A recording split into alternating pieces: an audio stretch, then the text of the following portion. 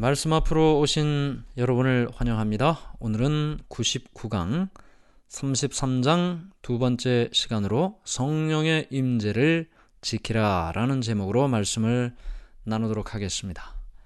지난 시간 우리는 성령을 거역하는 죄라는 제목으로 말씀을 나눴습니다. 33장을 시작했죠.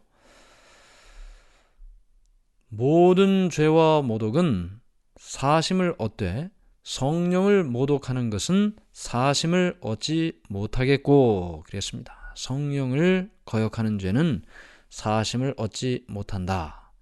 누구든지 말로 성령을 거역하면 이 세상과 오는 세상에서도 사심을 얻지 못하리라. 우리는 지난 시간 고의로 성령을 거절하는 죄에 대하여 공부를 했습니다. 하나님께서 빛을 비춰 주신다고 했죠. 죄인이 회개하고 죄를 깨우치고 주님께 나와 용서를 받을 수 있다. 이 모든 과정들은 성령께서 우리의 마음속에 그 죄를 깨닫게 해주시는 일부터 시작이 되는데, 성령께서 주시는 그 음성을 거절하면 죄를 깨닫지도 못하고 죄의 용서를 구하지도 못하고 회개하지도 못하니 용서를 경험할 수가 없는 것이죠. 그러므로 고의로 성령을 거절하는 죄는 용서받을 수 없다는 것입니다. 그러므로 자신이 잘못되었다는 것을 인정하고 그리고 주님께 나와 죄를 고백하고 회개하고 그 용서를 받는 것, 성령의 임재에서부터 시작이 되니 결코 성령의 음성을 거절하면 안 되겠죠. 하나님께서는 결코 사람의 눈을 어둡게 하거나 마음을 강팍하게 하시는 분이 아니라 그랬습니다. 하나님은 죄를 깨닫게 하고 안전한 길로 인도하기 위해 빛을 비춰주신다. 그러므로 누군가 영적으로 눈이 어두워지고 마음이 강팍해져 있다면 이미 하나님께서 그에게 비춰주신 이 빛을 거절했기 때문인 것입니다. 물론 이와 같은 일이 갑자기 일어나지 않는다고 했습니다.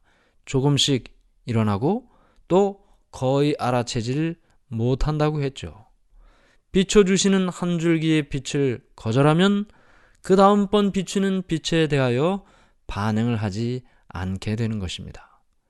이런 영적인 암흑 가운데 빠지게 된 상태가 그 당시의 유대의 지도자들이었고, 성령의 역사를 사단의 활동으로 돌리면서 결국은 그들은 사단에게 지배당하는 사람이 되었던 것입니다. 또한 예수님께서는 잘못된 말을 하는 것이 성령을 거역하는 죄라고 말씀하셨습니다. 이미 자기가 어떤 이야기를 했어도 그 이후에 성령의 도우심으로 자기가 한 그 말이 잘못된 것을 깨달았다면 그러면 그것을 취소하든지 잘못을 인정해야 되겠죠. 그럼에도 불구하고 성령의 도우심으로 그것을 깨달았음에도 불구하고 자기가 이미 이야기를 했기 때문에 끝까지 그 말을 주장을 한다면 그것은 성령의 음성을 거역하는 죄가 된다는 것입니다. 잘못된 말로 성령을 거역하는 죄가 된다는 것입니다. 부주의하고 불경스러운 비판의 습관은 품성에 영향을 미칩니다. 그저 생각만 하고 있는 것하고 말을 해버리는 것은 차이가 있죠. 말을 해버림으로 말미암아 그의 생각이 더 굳어지는 것입니다. 그래서 나중에는 비판과 비평이 또는 불평이 습관이 되고 마는 것이죠. 사람이 무슨 무익한 말을 하든지 심판날에 이에 대하여 신문을 받으리니 내 말로 의롭다함을 받고 내 말로 정죄함을 받으리라. 우리가 지난 시간에 이렇게 말씀을 배웠습니다. 오늘은 99강으로 성령의 임재를 지키라 라는 말씀으로 함께 나누도록 하겠습니다. 예수님께서 계속해서 말씀을 하시는데 이제 또 다른 한 대상에 대하여 말씀을 하십니다. 아까는 지난 시간에 배운 내용 속에 하나님께서 주시는 또는 성령께서 주시는 말씀을 받아들이지 않고 그것을 거부하는, 마음속에서 그 성령의 음성을 몰아내는 그와 같은 대상을 이야기를 했습니다. 그런데 이번에는 또 다른 대상이에요. 이번에는 어떤 것이냐 하면 이미 성령의 음성을 받아들였습니다. 예수님의 말씀에 감동을 받았습니다. 그런데 예수님의 말씀에 감동도 받고 성령의 임재도 경험했는데 그 이후에 자신을 바치지 않는 사람들에게 경고하신 것입니다. 이 무슨 말인가 하면 신앙은 저항하는 것뿐만 아니라 등한히 함으로 파멸에 이른다고 했습니다. 신앙은 저항하는 것뿐만 아니라 등한히 함으로 파멸에 이른다. 저항함으로 파멸에 이른다 그랬어요. 무엇을 저항함으로 파멸에 이릅니까? 성령의 임재를 저항함으로 파멸에 이릅니다. 그러면 등한히 함으로 파멸에 이른다는 말은 무엇인가요? 이미 받은 그 은혜를 등한히 함으로, 지키지 못함으로 파멸에 이르게 된다는 것입니다. 마태복음 12장 43절부터 45절의 말씀입니다. 더러운 귀신이 사람에게서 나갔을 때에 물 없는 곳으로 다니며 쉬기를 구하되 쉴 곳을 얻지 못하고 이에 이르되 내가 나온 내 집으로 돌아가리라 하고 와보니 그 집이 비고 청소되고 수리되었거늘 이에 가서 저보다 더 악한 귀신 7을 데리고 들어가서 거하니 그 사람의 나중 형편이 전보다 더욱 심하게 되느니라. 이 악한 세대가 또한 이렇게 되리라. 이 악한 세대가 또한 이렇게 되리라 그랬습니다. 지금 이 마태복음 12장 우리가 읽은 이 말씀에 지난 시간에 배운 본문의 말씀은 귀신 들려서 앞을 보지 못하고 그리고 말도 하지 못하는 사람을 예수님께서 고쳐주셨습니다. 그랬더니 바리새인들이 뭐라고 비판을 했습니까? 아하, 귀신의 왕이 지금 귀신을 내어 쫓았다고. 그렇게 예수님을 모함했죠. 성령의 능력을 사단의 능력으로 잘못 오해하고 있었던 것입니다. 빛을 거절한 사람은 성령의 능력과 사단의 행동도 구분하지를 못하는 것이죠. 예수님이 앞에 있어도 그 예수님을 구별하지 못하는 것이죠. 그러면서 지금 우리가 읽은 마태복음 12장 43절부터 45절은 지금 그 사람의 이야기를 하고 있는 것입니다. 더러운 귀신이 그 사람으로부터 나갔습니다. 그런데요, 그 귀신이 여기저기 다녀도 있을 곳을 얻질 못하고 다시 어디가 생각이 났어요? 원래 있던 곳이 생각이 났어요. 그래서 그 사람에게로 들어가는데 이번에는 몇 귀신을 데리고 들어갑니까? 자기보다 더 악한 귀신 7을 데리고 들어가게 됐다. 그 사람의 나중 형편이 처음보다 더 심하게 됐다. 그러므로 귀신이 떠나간 다음에 기뻐할 뿐만 아니라 그 귀신이 다시 돌아오지 않도록 그 자신을 하나님 안에서 지켜나가는 것이 중요하다는 말씀이죠. 그런데 이 악한 세대가 또한 이렇게 되리라. 그렇게 말씀하지 않았습니까? 그러므로 예수님 당시의 말씀을 듣고 또 기쁘고 보람된 성령의 임재를 경험한 사람들이 그 기쁨과 보람을 더욱더 지키고 하나님 앞에 나가지 못함으로 잃어버리게 된다는 것이죠. 등한히 여김으로 잃어버리게 된다는 것입니다. 예수님 당시처럼 오늘날도 사단의 유혹을 끊고 하나님의 성령의 인도를 따라 사는 사람들이 있습니다. 그들은 사단의 지배에서 벗어나 하나님의 은혜로 기쁨 가운데 살아갑니다. 그런데 그들은 마치 돌밭에 떨어진 씨앗처럼 싹이 나기는 나지만 곧 시들어 갑니다. 성령의 임재가 유지되질 않습니다. 받은 은혜와 사랑을 지키고자 노력하지 않습니다. 그래서 나중에 더 많은 사단의 유혹이 왔을 때 완전히 지배당하고 마는 것입니다. 하나님의 지배를 받아들인 사람은 사단의 공격에 결코 넘어가지 않습니다.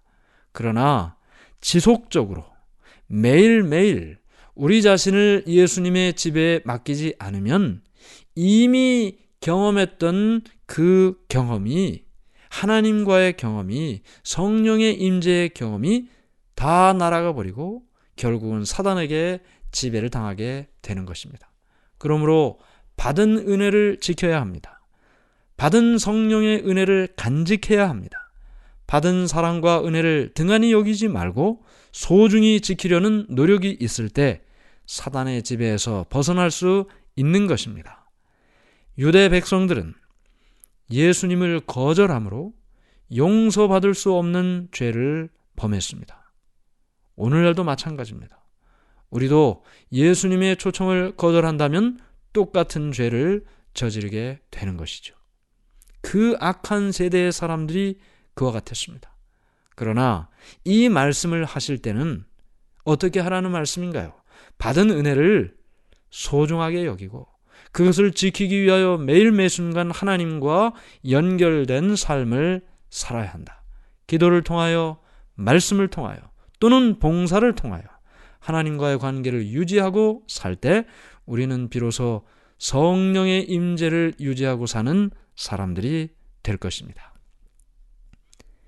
예수님이 이렇게 사람들을 가르치고 계실 때 제자들이, 예수님의 어머니와 형제들이 바깥에서 예수님을 보기 원한다는 소식을 전했습니다. 예수님께서 이미 그 가족들이 무슨 생각을 하고 있는지를 알고 계셨습니다. 지난 시간에 우리가 이미 다 살펴봤죠. 예수님의 형제들은 예수님께서 바리새인을 비판하는 그것을 이해하지 못했습니다. 그러므로 말미암아 바리새인과 서기관들 그리고 종교 지도자들에 의해서 예수님께서 비판을 받고 공격받고 있는 것, 그것을 그들은 이해하지 못했습니다. 그 일에 심지어는 분노하기까지 했습니다.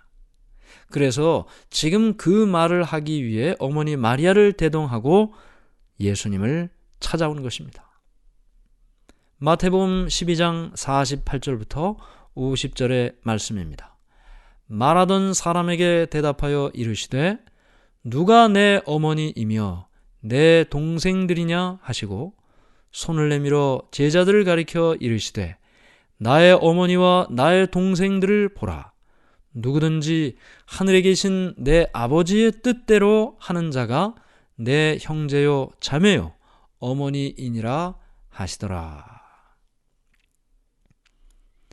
예수님을 믿고 하나님의 아들이 되고 하나님의 딸이 된 사람들은 모두가 다 인간적인 혈육관계보다 더 가까운 관계가 된 것입니다.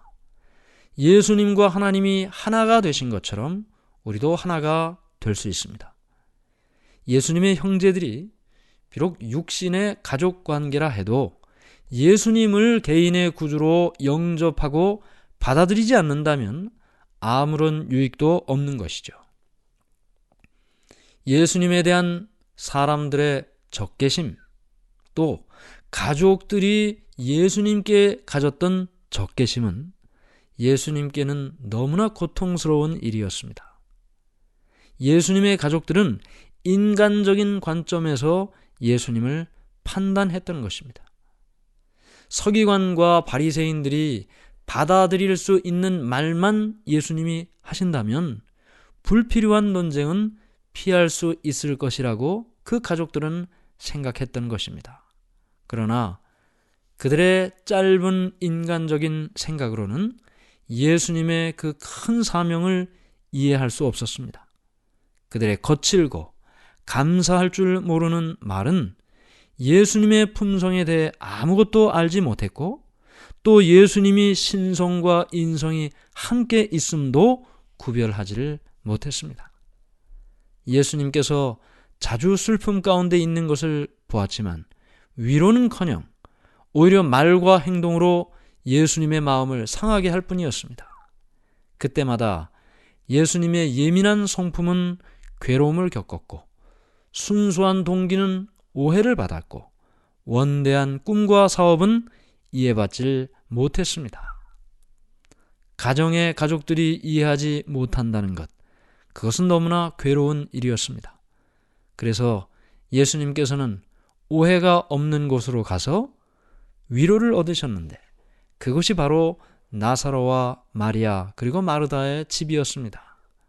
그 가족들은 예수님의 사명을 이해했고 믿음과 사랑의 분위기 속에서 예수님께서는 쉼을 얻을 수 있었습니다. 예수님 때문에 괴로움을 당하고 가정에서까지 오해와 핍박을 견뎌야만 하는 사람들, 모든 시대에 걸쳐 있었습니다. 그 모든 사람들이 생각해야 할 것은 예수님께서도 이와 같은 일을 겪으셨다는 것입니다. 나만 겪고 있는 것이 아니죠. 예수님께서도 가족들로부터 이해와 인정을 받지 못하셨습니다. 때로는 비판과 핍박을 받으셨습니다. 그러므로 우리가 그와 같은 일을 겪는다면 예수님께서 이미 이와 같은 일을 다 겪으셨다는 것을 생각하고 위로와 용기를 얻어야 될 것입니다. 하나님께서 우리를 사랑하시는 그 크신 사랑을 무엇으로 설명할 수 있을까요?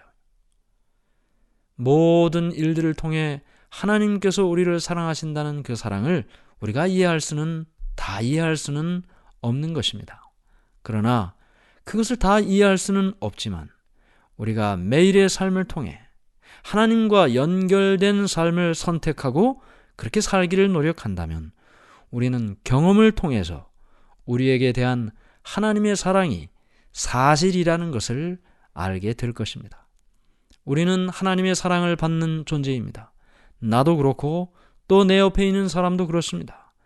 그 사람도 하나님의 사랑을 받는 존재라면 한 가족으로서 하나님의 아들과 딸이라는 영적인 한 가족으로서 서로 존중하며 살아야 되지 않겠습니까?